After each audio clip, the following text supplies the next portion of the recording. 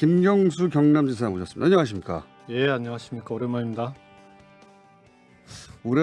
네, 오랜만입니다 하려고 했더니 최근에 뵀군요. 예. 최근에 따로 방송에서는 오랜만입니다. 방송에서는 오랜만에 뵙겠습니다. 예. 자, 우선 먼저 오늘이 딱 100일입니다. 예. 이럴 때 이제 소회를 묻는 걸 시작하지 않습니까? 예. 그건 준비하셨죠? 따로 준비한 건 아니고요. 근데 사실 100일 되면은 이제 지역이나 방송 같은 곳에서 인터뷰 요청이 많은데 지역 방송에 나가면 이제 도정에 관한 질문 이런 것도 많이 하는데 어떻게 나오게 된 게 도정 질문은 별로 안 할 것 같은 방송에 나와가지고 공교롭게 됐습니다. 예, 오늘 나오셔야죠. 예. 네, 어쨌든 뭐 지난주에 100일 만나서 꼭 나와달라고 제가 했거든요. 그러니까 100일이라고 하니까 이제 100일인가 보다 하는 건데요. 네. 지난 석 달 정도 되는 기간이 좀 약간 숨가쁘게 정신없이 달려온 것 같아요. 여러 가지 본인의 일로 뜻과 무관하게 숨가쁘게 달리지 않았습니까? 예. 도정도 그렇고 그다음에 또 뭐 여러 가지 일도 그렇고요. 여러 가지 일이 뭐 있습니까? 한 가지죠. 드루킹. 근데 이게 저기 유튜브나 보시는 분들은 아시겠지만 이런 경우는 거의 없거든요. 꽃이 배달해 왔어요. 예, 꽃이 배달 왔는데 뭐라고 써 있냐면 김경수와 미소천사 팬클럽 이름입니까? 예, 제 팬카페 이름인데요. 원래 팬카페 이름이 이제 미소천사 김경수로 지어놔가지고 제가 좀 민망하기도 하고 해서 이름 좀 바꿔달라 요청을 했더니 자기들끼리 이렇게 토론을 해가지고 바꿨는데 김경수와 미소천사로 바꿨더라고요. 원래 미소천사 김경수에서 제가 봉화에 있는 동안에 그렇게 만들어놔가지고 남사스럽네요. 미소지사 정도로 바꿔야 되는 대단히 거 고마운 분들입니다. 예? 미소지사로 바꿔달라고 해주세요. 미소천사. 그게 민망해서 바꿔달라고 했더니 김경수와 미소천사는 회원들이 미소천사라는 얘기죠. 김경수와 미소천사는 회원들이 미소천사라는 얘기. 그러네요. 예. 미소천사 김경수 했더니 너무 남사스럽게 바꾸라고 했더니 앞뒤로 바꿔놨다고요? 훌륭한 분들이네요. 예. 이거 지사 사무실에서 보낸 건 아니죠? 두 개 나왔어요. 네. 자, 원래 지사 출마 생각이 없었던 걸로 제가 알고 있습니다. 그렇지 않습니까? 그렇죠. 그러니까 국회의원을 중도 사퇴해야 된다는 부담도 컸고, 그 다음에 경남은 그때 판단으로는 박원순 시장님 같은 분이 좀 오셔서 이 경남 도정이 워낙 후진적이기도 하고 풀어야 될 숙제들이 많으니까 좀 광역 지방정부 경험 있는 분이 오시면 좋겠다. 그래서 한 반년 이상 공을 좀 들였었죠. 박원순 시장한테 직접 가서 제안도 하셨다면서요. 박원순 시장 사무실 작년 추석 전이었던 걸로 기억하는데 직접 찾아뵙고 세 가지 이유를 들면서 100가지 이유를 들어도 박원순 시장은 안 했을걸요? 그때 보니까 박 시장님은 이제 서울시장으로서 대통령과 호흡을 맞춰서 그전에는 대통령하고 이제 당이 다르면서 안 맞았잖아요. 그래서 호흡을 맞춰서 하고 싶은 일이 너무 많으시더라고요. 그래서 쉽지는 않겠다고 했는데 그래도 상황이 어떻게 될지 모르니까 연말까지는 좀 고민하시고 답을 주시면 좋겠다. 근데 연말쯤 돼서 연락이 오셨더라고요. 결정은 그때 서울시장 사무실에 찾아가서 독대하셨다면서요. 그때 이미 결론은 났을 겁니다. 떡 줄 사람은 생각도 안 하는데 고민은 하셨다고 뒤에 미안해 하시면서 말씀하시더라고요. 예의상 말씀하셨을 거예요. 어쨌든 그렇게 지사 출마 생각도 없었다가 지사가 되셨는데 근데 그 사이에 포토라인 2번이나 섰습니다. 취임 100일 전에 포토라인 2번 선 지사는 역대 최초인 것 같은데 그죠? 그런가요? 그럴 겁니다 아마. 보통은 지사가 안 되죠. 이런 일이 있으면. 근데 이미 법적으로 간 이상 다 얘기할 수는 없는데 직접 나오셨으니까 본인이 직접 한 가지 정도만 확인해 주십시오. 뭐냐면 전체 특검 과정을 보면 결국 가장 중요했던 순간은 대질신문이었던 것 같아요. 왜냐하면 특검도 축적해왔던 어떤 혐의점들을 그때 털어놨고 드루킹 본인도 그때 나왔었고 또 처음이자 마지막 아니죠. 2번 대질신문을 냈죠. 대질신문 전과 이후로 특검의 톤도 좀 바뀝니다. 언론의 보도의 톤도 바뀌고 뉴스공장도 그때 바빴고요. 대질신문 때 무슨 일이 있었습니까? 우선은 그 전에 이제 특검 자체에 대해서는 이게 이제 국회에서 입법으로 결정된 거니까 특검은 존중한다 이런 기본 입장이 있었고요. 그래서 특검에서 요구하는 건 뭐든지 다 하여간 그 이상 들어준다라고 해서 다 모든 요구를 다 들어준 거죠. 대질신문도 마찬가지고. 근데 이제 그 2번 조사받는 과정에 이제 2번째 마지막 조사가 대질신문이었는데 대질신문 하는 동안에 그 이제 입회한 변호인들이 뒤에 저는 이제 답변을 충실하게 하는데 이제 좀 집중을 하니까 잘 몰랐는데 입회한 변호인들이 나중에 이 드루킹이 이제 진술이 오락가락하니까 예. 특검 조사는 특검이 이제 2분이 들어오는데 특검들이 꽤 당황해하더라라는 얘기는 하시더라고요. 근데 그 중에 하나가 이제 제일 사실은 이번 사건 전 과정에서 제가 제일 크게 문제가 됐다고 생각했던 게 그 이 뭐 불법을 공모한 대가로 제가 100만 원을 줬다. 매달 또 처음에 이제 100만 원을 줬다고 하고 그 뒤에는 뭐 매달 줬다 예. 이런 식의 보도가 돼서 특필이 된 적이 있는데 그렇죠. 그게 굉장히 중요한 이게 포인트죠. 특검 2번 조사 과정 내내 그 얘기를 한마디도 묻지를 않는 거예요. 대질신문 과정에서. 뭐 그뿐만 아니라 그 앞에 저를 조사하는 과정에서도. 그래서 이제 대질신문 마지막에 이제 거의 마칠 때쯤 됐는데도 묻지를 않길래 제가 이제 특검에게 물었죠. 이런 보도도 나오고 이 보도가 대단히 여러 가지로 꽤 영향을 미쳤는데 왜 이거 안 묻냐 좀 물어봐 달라. 거꾸로 특검이 안 물어서 수사님이 거꾸로 물었다는 거잖아요 지금. 네, 그죠? 물어봐 달라. 왜냐하면 이게 대질신문이라고 하는 게 이제 두 사람이 직접 하는 게 아니라 3자 대질 방식이더만요. 그렇죠. 특검한테 얘기를 하고 특검이 또 물어봐주고 이런 예. 식이라. 근데 이제 공간도 약간 다르죠. 같은 자리에서 합니다. 근데 예. 중간에 이제 변호인이 끼어 있긴 하지만 아니, 칸막이 같은 것도 없어요. 아예? 그런 거 없이 그냥 합니다. 그렇군요. 예. 그 대질인데 대질은 안 해보셨어요? 대질할 사람이 박근혜 대통령이기 때문에 대질을 못 해봤습니다. 중간에 이제 변호인만 입회해서 이제 가운데 앉아 있고, 근데 그 질문을 했는데 특검이 잠시 머뭇머뭇하더라고요. 이미 그건 다 정리된 얘기인데 뭐 이런 식으로. 예. 그래도 이제 제가 물어봐 달라고 요청했기 때문에 안 물어볼 수는 없어서. 정리된 적이 없는데 왜 정리했다고? 그러니까요. 예. 그래서 그렇게 해서 드루킹한테 물어보니까 그 자리에서 묵비권 대답하지 않겠다. 언론에 나온 얘기에 대해서는 나는 대답하지 않겠다. 이렇게 묵비권을 행사를 하는데 그것도 이 변호사하고 이제 그쪽 변호사하고 상의를 해서 얘기를 하더라고요. 그러고 나서 이제 특검 쪽의 얘기가 경찰 단계에서 얘기가 있었는데 이미 그 특검에 넘어오기 전에 정리된 문제였기 때문에 자기들은 조사하지 않았다 이렇게 얘기를 하더라고요. 근데 그게 변호사들 얘기로는 경찰에서 조사를 했으면 정리됐다 하더라도 특검에서 그건 확인하고 조사를 해야 된다고 하더라고요. 다만 그런 점에서 그때 어쨌든 대질신문 과정이 이번 특검 과정에서는 좀 변곡점 같던 특검의 입장에서도 좀 그렇지 않았을까 싶기도 합니다. 이게 저는 이게 굉장히 큰 문제라고 보는 게 특검은 그 소위 이제 허위의 정보가 언론을 통해서 석 달 이상 돌아다니도록 그냥 방치한 것이고 그리고 마지막 순간까지도 대질신문을 통해서 그게 밝혀지길 원치 않았던 거 아닙니까? 그보다 더 재밌는 거는요. 더 재밌는 그게 새벽 1시쯤이었거든요. 예. 그게 그런 진술이 이루어진 게 그래서 이제 변호인들하고 우리는 마치고 나서 이제 이 얘기는 내일 이제 당시에 그 언론 담당 변호인이 있었으니까 오영중 변호사가 이건 내일 언론에 꼭 얘기를 해야 되겠다. 그러고 있는데 새벽 3시쯤 됐는데 특정 언론에 그 내용이 이미 떴어요. 떴는데 특정 언론이 아니고 동아일보죠. 예. 떴는데 그 자체의 기사가 아니고 다른 기사의 끝에 말미에 살짝 끼워 넣은 거예요.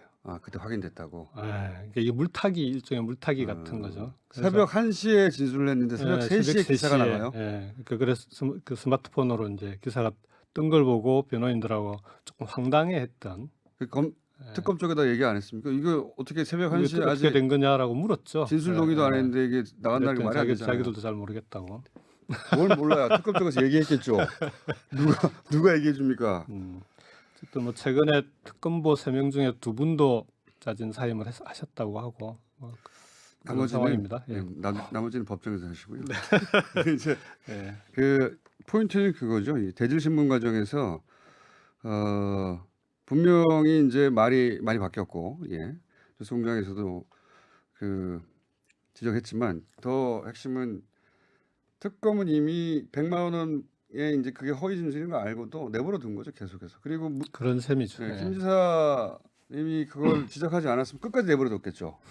끝까지 100만 원권이 계속 언론에 나오도록. 그러니까 이건 공정하지 않았다, 대단히 애초부터. 근데 그 특검뿐만 아니라 지금 방금 말씀하신 새벽 1시에 진술 동의도 되지 않은 내용이 새벽 3시에 기사로 나왔다는 거 거의 실시간으로 알려줬다는 거거든요. 기사를 쓰려면 시간이 걸리니까요. 거의 실시간으로 알려줬다는 건데 이 드루킹 관련 언론 보도에 대해서 대단히 일방적이고 불리하다 이런 거 많이 느끼셨죠? 아무래도 이제 제가 조사받는 입장이었으니까 언론에 나오는 여러 가지 일들에 대해서 세세하게 제가 직접 대응하기가 어려웠고 그래서 변호인을 통해서 이제 소극적으로 대응할 수밖에 없었는데 이 뭐 그런 분위기였던 것 같아요. 그러니까 드루킹 관련 기사를 쓰는 기자들은 검찰 출입, 특검 출입 기자들이고 그 다음에 이제 제가 주로 접촉하고 잘 아는 기자들은 정치부 기자들인데 정치부 기자들은 만나보면은 이 건에 대해서 좀 비슷한 판단을 하는데 초기에 제가 기자회견하고 기자 간담회했을 때는 당시에 이제 국회에서 기자 간담회를 했으니까 그래서 충분히 그 기자들은 이해를 한 것 같은데 이게 이제 검찰 출입 기자들은 검찰의 소스에 아무래도 조금 경도되는 측면이 있는 것 같더라고요. 그러면서 일방적으로 그쪽에 얘기 중심으로 쓰는데 문제는 이제 확인되지 않은 여러 가지 좀 허위의 사실들 이런 게 그냥 일방적으로 보도되는 게 많았다는 게 문제였죠. 드루킹 측 주장의 허점이 굉장히 많았었거든요, 사실은. 재판도 앞두고 있는데 이 정도 하시죠. 세세하게 얘기하는 건 진실은 법원에서 밝히도록 하겠습니다. 더 하고 싶은데. 왜냐하면 그 드루킹 쪽의 허점에 대해서는 아무리 따져봐도 다만 그 당시에 어쨌든 특검 조사 당시에 언론이 그렇게 일방적으로 보도를 할 때 그나마 유일하게 뉴스 공장에서 사실에 입각한 보도를 해주셔서 저로서는 대단히 감사하다는 말씀을 이 자리를 빌어서 좀 드립니다. 그 말이 나올 때까지 계속 하려고 그랬어요. 자, 이건 어떻습니까?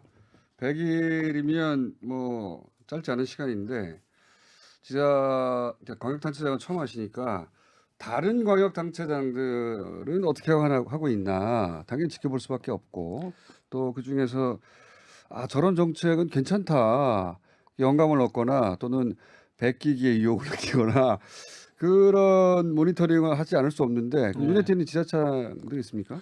그렇죠. 다른 시도에서 하고 있는 일들을 예의주시하죠. 그죠. 서로 예의주시할 것 같아요. 그 전에 우선 단체장이란 표현이 사실은 이게 지방자치단체라는 표현을 쓰는 나라가 지방자치를 실시하는 나라 중에 전 세계 2곳밖에 없습니다. 한 곳은 일본인가요 혹시? 일본과 우리나라. 일본식 표현이군요 이게. 그 다들 지방 정부라고 하죠. 그렇습니다, 맞습니다. 근데 지방 정부를 단체로 격하해서 얘기하는 건데 이게 이제 사실은 지방자치의 취지에 안 맞는 거죠. 그럼 지방 정부 수반이라고 해야 되군요 이게. 그런 건 지방 정부의 장이라고 하죠. 시도지사라고 하면 되는데 그래서 개헌이 이루어졌으면 이런 부분까지 정리가 좀 됐을 텐데 그게 안 돼서 좀 아쉽기는 하고요. 가짜뉴스상으로는 개헌은 고려연방제 때문에 하는 걸로 알고 있는데 어쨌든 대통령님도 지방 분권이 그래서 제일 중요하다고 하셨던 건데 근데 어쨌든 지금 지방자치를 실시하고 있는 각 시도에 진행되고 있는 걸 보면은 다들 지난 100일 동안 열심히들 하신 것 같아요. 정신없이 다들 그렇죠. 바쁘게 지내셨던 것 같고 저로서는 이제 우선 좀 고마운 분은 서울시의 박원순 시장님. 왜냐하면은 선거 기간에도 경남에 내려오셔가지고 서울하고 경남하고 상생 협약을 약간 미안하셨군요 그때. 하고 그 때문에 내려오셨다고 그러셨어요. 거들한 게 미안하다고. 박 시장님이 원래 고향이 경남 창녕이시거든요.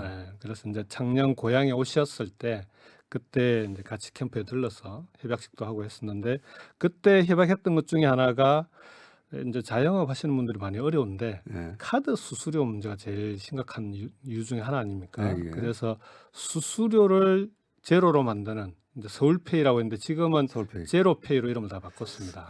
그게 영어바로 하신 거구나.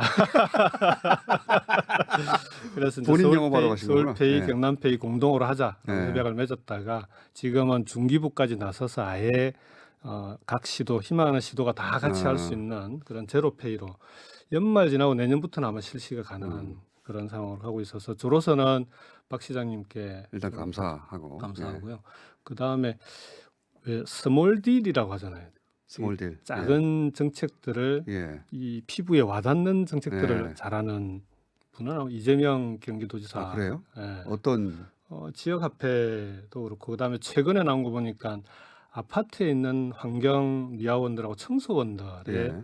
그 휴게 시설을 예. 그 보통 보면 지하에 있고 아예 휴게 시설이 없는 곳도 많거든요. 근데 그런 휴게 시설을 확충하고 시설을 개선하겠다라고 발표를 하셨더라고요. 사실 이건 국회의원 때 그 주공하고 한번 협의를 했던 건데 법적인 문제도 있고 해서 이 부분은 언젠가는 해야지 했는데 우리 이재명 시장님이 먼저 그 스몰 딜을 잘한다. 그런 예. 정책들을 체감형 정책들을 아주 잘하시더라고요. 그래서 그런 부분들은 경남에도 여러 가지로 많이 좀 도움이 될 것 같습니다. 이재명 지사 말씀하시니까 이재명 지사도 상당히 논란이 많은 여러 가지 예사롭지 않은 송사도 겪고 있는데. 동병상련 같은 없는 거죠. 근데 제 사건도 마찬가지지만 사실은 시간이 지나면은 진실은 언젠가는 밝혀질 거라고 봅니다. 그다음에 그걸 위해서 이런저런 노력을 하시는 분들은 그 자체로 존중해 줄 필요는 있는데요. 다만 저는 이제는 우리가 이제 지방선거 과정에서도 그렇고 전당대회 과정에서도 그렇고 제가 끊임없이 말씀을 드렸던 건 촛불로 들어선 문재인 정부, 문재인 대통령이 성공하지 않으면 그러면은 우리 대한민국의 미래는 없는 거 아니냐. 대한민국 정치의 미래도 없고. 그래서 모든 판단의 기준, 선택의 기준은 문재인 대통령, 문재인 정부의 성공에 도움이 되느냐 안 되느냐가 제일 중요하다. 제가 마지막에 경남도지사 출마를 결정했던 이유도 그런 이유고요. 그래서 경선이라고 하는 게 전당대회 경선을 치르다 보면 서로 간에 상처를 주기도 하고 이런저런 좀 틈이 벌어지기도 하는 건 당연합니다. 그건 치열하게 경선이 이루어지는 건 민주주의에서 불가피한데 경선이 끝나고 나면 그 다음에는 그런 상처를 보듬고 모두가 하나가 되는 게 그게 민주정당이고 민주주의의 본령이라고 생각합니다. 노무현 대통령이 늘 강조하셨던 부분이기도 하고요. 그래서 저는 이번 전당대회 과정에서 여러 가지 상처들이나 이런 부분들은 이제는 그걸 보듬고 하나가 될 수 있는 그런 당이 되어야 된다. 그래서 우리 민주당의 당원들께도 부탁을 드리고 며칠 전에 우리 김경수 미소천사 회원들 그 정모가 있어서 거기 가서도 특별하게 제가 꼭 당부드리고 싶다고 하면서 이 말씀을 드렸습니다. 지금은 문재인 대통령님께 어떻게 하면 힘을 모아줄 것인가가 가장 중요하다. 나머지는 작은 차이는 얼마든지 극복 가능할 수 있는 거 아니냐. 그리고 나중에 사실이 밝혀지고 나면 판단은 그때 국민들의 몫이다. 우리가 지금 우리끼리 싸울 일이 아니지 않느냐. 그런 얘기를 좀 드렸습니다. 전당대회 얘기하시니까 갑자기 또 다 지나간 얘기니까 한 가지 여쭤보자면 당시 이제 3명 후보 중에 누굴 지지했느냐는 묻지 않겠습니다. 아는 사람은 이미 다 알고 모르는 사람은 앞으로도 잘 모를 텐데 그건 지나간 일이니까. 근데 이제 이해찬 대표가 당선이 됐습니다. 이해찬 대표의 당선 이후에도 지금 말씀하신 관점에서 여전히 이제 이해찬 대표의 자격이나 능력이나 기타 문재인 대통령이 도움이 안 된다고 지적하는 사람들도 있긴 있어요. 어떻게 보십니까? 경선 치르면서 골이 한번 생기면 그걸 치유하는데 시간이 좀 걸리더라고요. 다만 그럼에도 불구하고 이해찬 대표께서 기대했던 대로 저는 개인적으로는 이해찬 대표와는 많이 가까운 편인데 그 다음에 또 이제 문재인 대통령님도 정치를 하시는 과정에서 늘 어려운 상황이나 이런저런 일들이 있을 때 이해찬 대표의 조언이나 자문을 대단히 중요하게 생각하셨던 분이고 그렇게 두 분이 아주 가까운 분이기 때문에 신뢰하는 사이이기 때문에 이해찬 대표께서 지금 당선 이후에 함께 경쟁했던 후보들을 당직으로 다 끌어안으시고 당을 하나로 만들어가기 위해서 노력을 하고 계신다라고 생각합니다. 그리고 그렇게 해야만 애초에 이번 전당대회에서 문재인 대통령이 성공한다는 얘기는 결국은 대통령이 성공해야 대한민국이 성공할 수 있는 거 아니겠습니까? 그래서 그런 점에서 이해찬 대표께서 지금 하고 계시는 행보들은 대통령님 입장에서도 저는 이해찬 대표께서 이렇게 당을 하나로 만드는 노력들에 대해서는 긍정적으로 평가하고 계실 거다라고 생각합니다. 이해찬 대표가 실력이 있죠. 한마디로 말하면. 네, 그건 여러 번 검증됐는데 가끔 꼭 100% 맞는 건 아니지만 100% 맞는 사람이 어디 있습니까? 그럼에도 불구하고 중요한 고비나 국면에서 네. 큰 결단을 내릴 때는 대단히 그런 부분에서 강점이 있는 분입니다. 결단도 빨라요. 네. 예. 그래서 맞느냐 틀리냐도 금방 드러납니다. 자, 평양 정상회담을 지켜보신 감상이 새롭지 않을 것 같아요. 이게 이제 노무현의 14선언을 이어서 문재인의 평양 선언, 예. 능라도 경기장 연설 뭐 이런 게 본인이 이제 노무현 대통령 시절에 겪었던 일들이 다시 지나가고 그러지 않으셨나요? 감회가 새롭죠. 근데 이제 좀 오버랩 되는 건 작년 이맘때 좀 문재인 대통령님에 대해서 진보 진영에서 왜 남북 관계를 적극적으로 좀 풀지 않느냐, 네. 왜 이렇게 소극적으로 하냐, 왜 미국 눈치만 보냐 네. 이런 비판들이 꽤 있었습니다. 그때 이제 참여정부에서 우리가 얻었던 교훈이 예. 미국과의 협력을 통해서 북미 관계를 개선하는 노력을 함께 하지 않으면 네. 남북 관계 개선도 한 발짝도 나가기가 쉽지 않다. 이런 게 우리 참여정부 때 14선언을 결국 막바지에 네. 할 수밖에 없으면서 이제 그 이후 정권 교체 이후에 종이 조각이 되는 상황을 보면서 그건 뼈저리게 느꼈던 거거든요. 대통령님도 그래서 취임하시자마자 트럼프 대통령을 설득하는데 그렇게 공을 들이셨던 거고 뭐 그 인내심은 누가 봐도 인내심은 네, 사람의 수준을 넘어가 버렸죠. 그 많은 비판에도 거기에 대해서 한마디 해명이나 변명 없이 꾸준히 하여간 미국과의 관계 개선에 집중하셨던 것 같고요. 그 결과가 지금까지 와 있는 건데 그래서 저는 능라도 연설 같은 경우에는 대통령님의 그런 진정성이라고 하는 게 좀 단적으로 드러난 그런 연설 아니었나 싶습니다.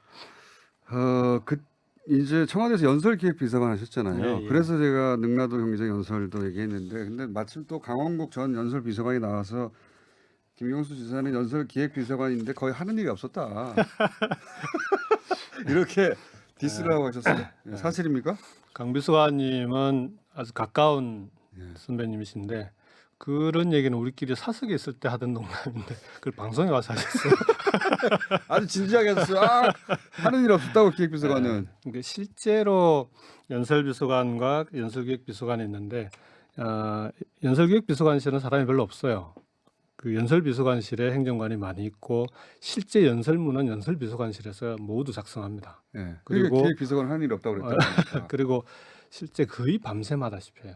대단히 고생을 많이 하는데 그 연설기획비서관은 제 전임 비서관이 윤태영 비서관이었고 저나 윤태영 비서관 다 이제 중요한 연설이 있을 때 미리 대통령님께 이번 연설에는 어떤 포인트를. 어떤 걸 그 주요 포인트를 했으면 좋을지를 상의드리고 이제 구구절절합니까 이게? 그런 역할을 하는 거라 아무래도 이제 그 연설비서실 입장에서 보면은 연설기획비서관이 중요하긴 한데 자기들 밤샘할 때 같이 밤샘하지는 않거든요. 이렇게까지 진지하게 답할 내용이 아니라 재밌으라고 하실 분들이 근데 답을 진지하게 하시고 노무현 재단도 14선언 11주년 다녀왔지 않습니까? 네. 거기에 노건호 씨, 노무현 대통령 아들 노건호 씨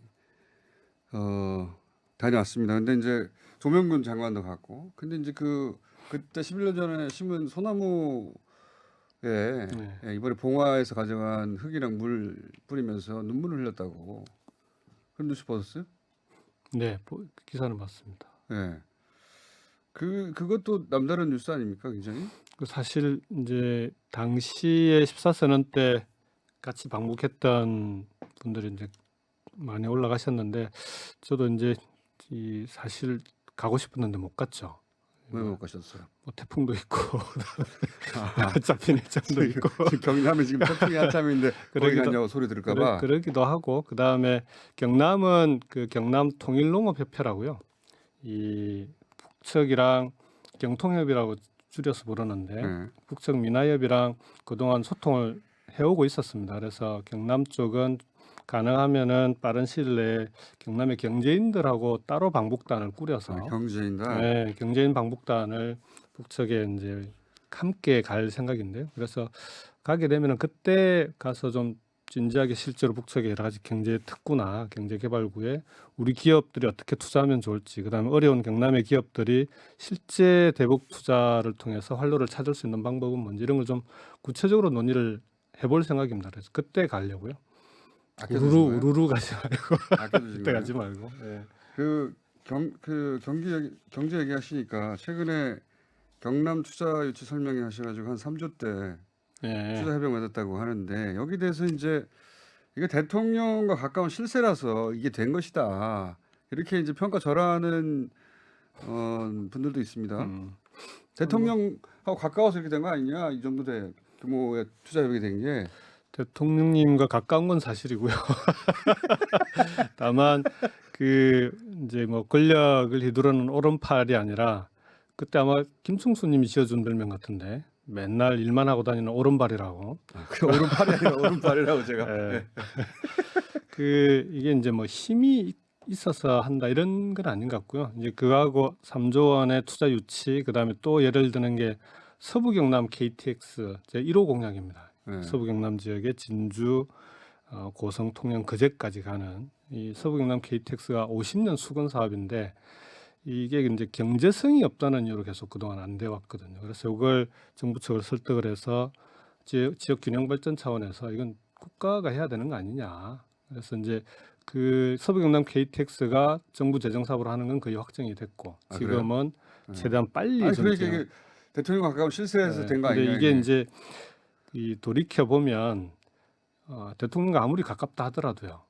정부의 국정 방향과 일치하지 않는 그런 요구를 가지고 쫓아다니면 그건 백날 그 쫓아다녀도 아무리 가까워도 되기 어렵습니다. 대통령이 그런 걸 안 받아줍니까? 쉽지 않다고 봐야지. 그건 아무래도 정치적 부담이 생기는 거죠. 근데 이제 서부 경남 KTX도 그렇고 투자 유치 문제도 그렇고 이제 경남이 제조업 혁신 스마트 공장을 집중적으로 추진하고 있으니까 이 제조업 혁신도 이제는 국가 차원의 제조업 혁신 전략을 만들자고 해서 정부가 추진해 나가는 국정 방향, 제가 이제 작년에 국정기획자문위원회에서 이제 국정 5개년 계획 같이 세우지 않았습니까? 그래서 정부의 국정 방향과 경남 도정을 어떻게 하면 일치시켜서 그 가운데서 풀어낼 수 있을까? 이제 그런 게 중요한 거죠. 그래서 이게 뭐 가까워서 힘이 있고 없고 이렇게 볼 문제는 아니다. 그렇게 생각합니다. 그렇게 보는 사람들은 어쩔 수 없지만 그렇게 해서 되는 일은 아니다 이런 말씀이신 거죠. 네. 네. 이건 그 경제 얘기 나와서 하나만 더요. 김동연 부총리가 이제 최저임금을 지역별로 차등화해서 지급하는 방안에 대해서 고민 중이다, 검토 중이다. 검토 중이라는 거 보니까 이제 검토 결과에 따라 달라지긴 하겠지만 그럴 수도 있다는 거 아닙니까? 지역별로 최저임금 차등 지급한다는 거. 이 방안에 대해서 어떻게 생각하세요? 이런 문제가 하도 많이 거론되니까. 그 도정하면서 실제 현장을 많이 다니지 않습니까? 근데 현장을 다녀보면은 최저임금이나 근로시간 단축, 뭐 지금 현재 여러 가지 경제가 어렵다는 얘기를 실제 많이 듣습니다. 근데 이제 문제는 이런 최저임금 문제도 그렇고 근로시간 단축도 그렇고 여러 가지 경제 현안들을 대기업, 중소기업 또는 소상공인과 각각이 정부가 대응하는 방식으로 이렇게 풀어가는 건 제가 볼 때는 앞으로도 계속 힘들어진다. 이렇게 되면 그러니까 정부가 개별적으로 따로따로 협상을 하게 되면 경제 주체들 간의 이해관계들이 엇갈리는데 어느 편만 들어줄 수는 없는 거 아닙니까? 그래서 제가 요즘 줄기차게 이제 말씀드리고 요청하고 있는 건 이제는 좀 대통령께서 그 연두 기자회견에서 말씀하셨던 사회적 대화, 사회적 대타협, 사회적 논의 기구를 통해서 최저임금 문제도 그렇고 그다음에 규제 혁신, 근로시간 단축, 그다음 사회 안전망이나 노동을 유연하게 만드는 문제 이런 걸 전부 모아서 같이 논의하고 적절한 범위에서 타협해내지 않으면 누구도 받아들이기 그러니까 어려운 거 아니냐. 최저임금도 마찬가지다. 지역별 차등하는 방향성이 그 점에서 지역별 차등화 문제도 이것만 가지고 할 거냐 말 거냐가 아니라 실제 지역별 차등화를 들어간다고 하면 그러면은 노동계에서는 반발하니까 그럼 노동계의 요구들은 어떻게 적절하게 함께 반영을 할 건지 그렇게 해서 서로가 다 합의할 수 있는 안을 만들어야 된다. 그게 사회적 대타협 아니겠어요? 그러니까 가능할 수는 있지만 그런 사회적 논의할 수 있다고 봅니다. 논의할 수는 있다. 네. 네.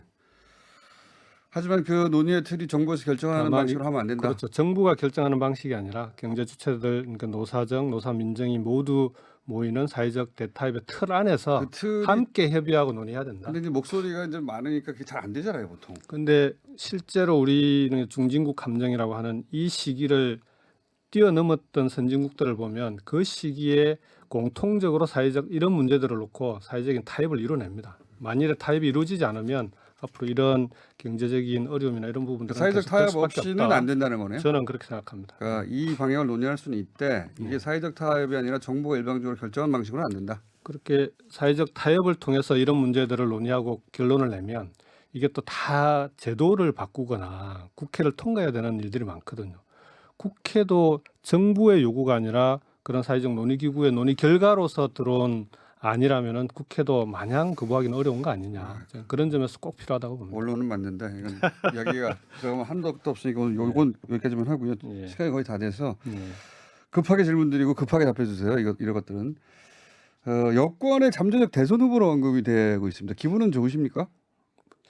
문재인 정부가 아직 1년 반도 안 지났는데 네. 또 다음 대선 얘기하는 아니, 게 근데 적절하지 언급은 않고요. 본인이 네. 직접 하는 게 아니라 다른 사람들이 이렇게 언급하고 있다는 어쨌든 거죠. 차기 대선을 지금 언급하는 건 저는 무의미하다라고 생각합니다. 그 다음에 제가 여러 번 밝혔지만 아니, 기분은 제 좋으시냐고요. 개인적으로는 제가 져야 될 짐이나 몫이 아니다라고 생각하기 때문에 개인적으로는. 예.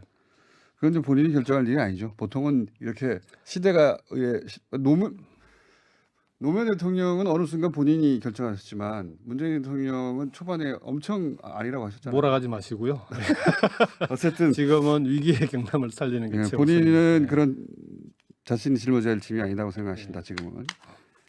이낙연 총리가 굉장히 요즘 그 요려하고 촌철살인 확보를 화제 아닙니까? 역시 잠재질 잠재후보군 그중에서 1, 2를 다투는 그러면 이낙연 총리의 잠재적 대선 후보군으로서의 자질은 어떻게 보십니까?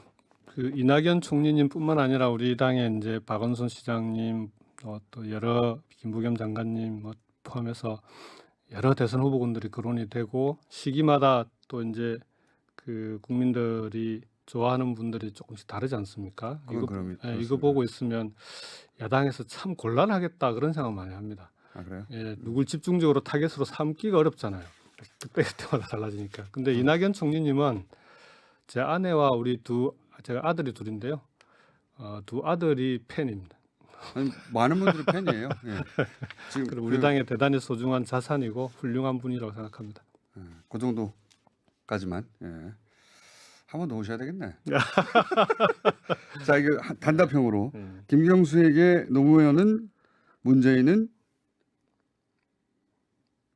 어떤 의미냐 이런 질문이에요. 뒤에 꼭 해야 됩니까? 뭐 두 분에 대해서는 제가 간훈 토론에서도 말씀드렸지만 어쨌든 거인의 얻기 위해서 세상을 바라볼 수 있는 경험을 하게 해주신 분들 대단히 고마운 분들이죠. 홍준표, 김병준. 그만하시죠. 그분들은 뭐 평가하고 하는 게 좀 진 100일이면 뭐 도정에 대해서 좀 물어보고 하셔야지. 도정 이렇게 제가 그냥 잠깐 물어봐도 있습니까? 한 가지만 마지막으로 막 하고 끝낼게요. 시간이 네. 정말로 다 돼가지고 예. 뒤에 5, 6분밖에 안 남았다고 하는데 왜냐하면 또 모시기가 어려워요. 200일 아니면 300일 돼야 모실 수 있거든요. 예. 내일 좀 이따가는 양지열 변호사는 내일도 모실 수 있거든요. 양정철 비서가 가까우시니까 이제 이분은 끝까지 야인한다고 하십니까? 본인의 의지는 확고하시더라고요. 좀 안타깝죠. 예. 멱살 잡이를 해서 끌어와야 되는 분 중에 저는 이제 아닙니까? 그렇게 생각합니다. 문재인 대통령님을 대통령으로 만들었으면 만든 사람들은 대통령님께서 성공할 수 있도록 책임져야 한다. 그런 점에서 양정철 비서관도 언젠가는 역할을 해야 되는 거 아니냐. 그렇게 언젠가는 생각합니다. 대통령이 결정할 일이지만 언젠가 해야 한다. 본인의 생각도 중요한데 어쨌든 양정철 비서관께는 그렇게 저는 얘기를 하고 요즘 있습니다. 저도 본 지가 오래돼가지고 도대체 어디서 뭐 하는지 잘 모르겠는데 혹시 아시나 싶어서 질문 드렸고요. 이게 100일 만에 나오셨는데 앞으로 한 50일 단위로 나와주셔야 돼요. 잘 모릅니다. 뭐 하고 계신지. 아직은 재판도 남아 있고요. 제가 마무리해야 될 일이 많습니다. 이제 재판에 관한 얘기 빼고 하시면 되죠. 앞으로. 도정이나 뭐 국정과 관련해서는 전화 인터뷰를 하시면 되죠. 뭐 꼭 나와야 됩니까? 저희는 주로 이제 나오는 분들하고 인터뷰를 하는데 좀 멀리 계신 그러면 분들은 나오시는 분들 좋은 분들 많이 한 모셔서 바퀴 돌고 나서 네. 지자체 장관 한 바퀴 돌고 나서 그 지방자치는 좀 관심을 좀 가져주셔야 돼요. 맞습니다. 네, 보통은 서울만 관심이 있어가지고 사람들이 네. 근데 이게 이제 현장에서 행정을 하다 보니까 그 현장에서는 통합적으로 행정을 해야 되는데 이게 중앙부처 간의 칸막이나 나눠져 있는 것 때문에 같은 일을 중앙부처의 지방 주재 기관하고 지방정부가 중복해서 하는 경우도 많고 이래서 이게 자치가 확대되면서 지방정부로 그런 기능이 좀 통합될 필요가 있다. 국회의원하고 네. 지사하고 어느 쪽이 더 재밌습니까? 최근에 그런 질문을 받았었는데요. 예. TV 뉴스를 편안하게 볼 수 있는 사람이 국회의원이고요. 아 그래요? 편안하게 보기 어려운 직업이 도지사입니다. 왜 그렇습니까? 그러니까 이제 9시 뉴스나 8시 뉴스 하면 보통 한 20분쯤 지나면은 경남 뉴스를 합니다. 한 10분 정도.